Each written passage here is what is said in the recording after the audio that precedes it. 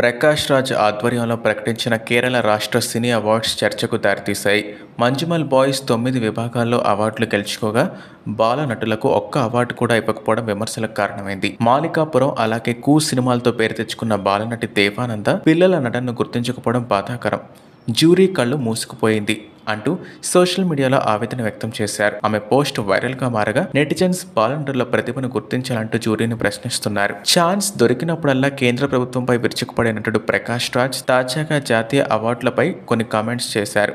అవి ఇప్పుడు దుమారం రేపుతున్నాయి. కేరళ రాష్ట్ర అవార్డుల జ్యూరీ కమిటీకి అధ్యక్షత వహించిన ఆయన తాజాగా మీడియాతో మాట్లాడుతూ అవార్డులు ప్రతిభకు గుర్తింపుగా ఇవ్వాలి, కానీ రాజకీయాలకో అలాగే లాబీగానో మారకూడదు.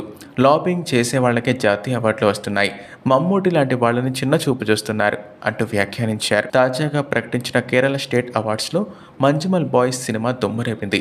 ఏకంగా 9 విభాగాల్లో ఈ సినిమా విజేతగా నిలిచింది.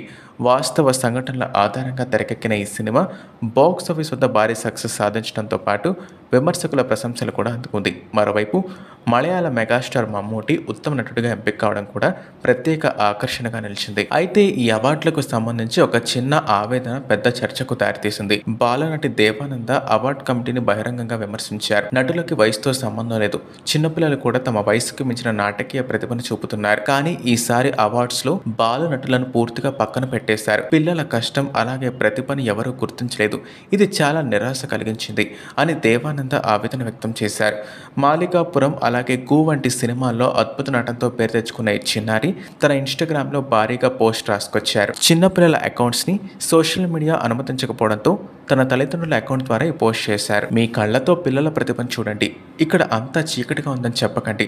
పిల్లలు కూడా ఈ సమాజంలో భాగమే. కానీ ఈసారి కేరళ అవార్డ్స్ జ్యూరీ కళ్ళు మూసుకుపోయాయి. పిల్లల కోసం ఒక్క అవార్డు కూడా ఇవ్వకపోవడం చాలా బాధాకరం. కనీసం ఇద్దరు బాలనటులకైనా గుర్తింపు ఇచ్చి ఉంటే బాగుండేది అని బాలనటి దేవానంద రాసుకొచ్చారు.